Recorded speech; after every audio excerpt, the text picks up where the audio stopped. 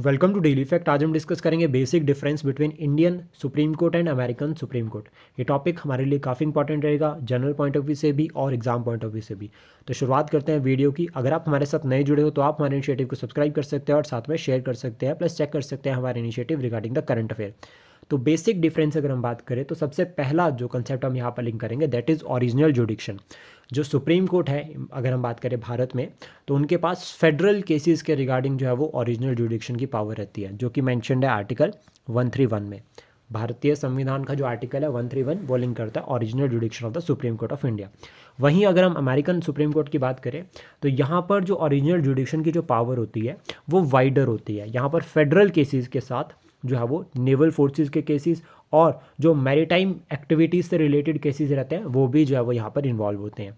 वहीं अगर हम दूसरे पॉइंट में बात करें दैट इज़ अपीलेट जुडिक्शन, तो यहाँ पर सिविल, क्रिमिनल और कॉन्स्टिट्यूशनल तीनों केसेस में जो है वो सुप्रीम कोर्ट ऑफ इंडिया के पास जो है वो पावर होती है कि वहाँ पर जो है वो हम अपील कर सकते हैं। वो अपीलेट जुडिक्शन में जो है वो केसेस को देख सकता है। लेकिन अमेरिकन सुप्रीम कोर्ट में सिर्फ और सिर्फ कॉन्स्टिट्यूशनल केसेस में ही जो है वो अपीलेट जुडिक्शन होती है, बाकी किसी में नहीं। मतलब उसके पास इस केस में पावर नहीं होती है, सिर्फ कॉन्स्टिट्यूशनल केसेस में ही होती है। लेकिन हमारे पास सिविल, क्रिमिनल और कॉन्स्टिट्यूशनल तीनों में होती है सुप्रीम कोर्ट ऑफ इंडिया में।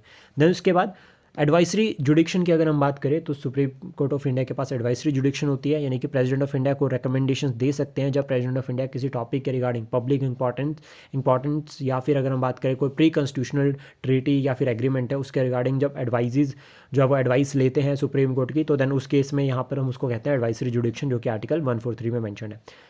जो अमेरिकन सुप्रीम कोर्ट है कोई भी एडवाइसरी जुडिक्शन वाली पावर इनके पास नहीं होती है। देन जो इंडियन सुप्रीम कोर्ट है वो वर्क करता है चेक एंड बैलेंसेस के प्रिंसिपल पर।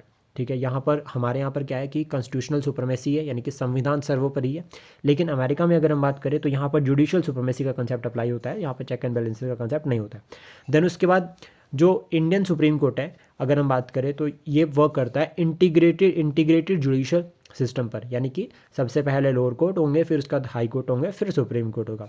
लेकिन जो अमेरिकन सुप्रीम कोर्ट है यहाँ पर अगर हम बात करें, या फिर जो अमेरिकन जुडिशियल सिस्टम है यहाँ पर अगर हम बात करें, तो यहाँ पर एक सेपरेटेड जुडिशियल सिस्टम होता है। मतलब जो स्टेट्स हैं, जो 50 स्टेट्स हैं उनके अपने हाई कोर्ट हैं, और जो सेंटर है उनका अपना सुप्रीम कोर्ट है, मतलब उनका अपना कोर्ट है दैट इज़ सुप्रीम कोर्ट। तो ये अलग अलग जो है वो वर्क करते हैं, एक दूसरे की पावर्स में इंटरफेयर नहीं करते हैं। लेकिन हमारे यहाँ पर हमारे यहाँ पर एक इंटीग्रेटेड सिस्टम को फॉलो किया जाता है।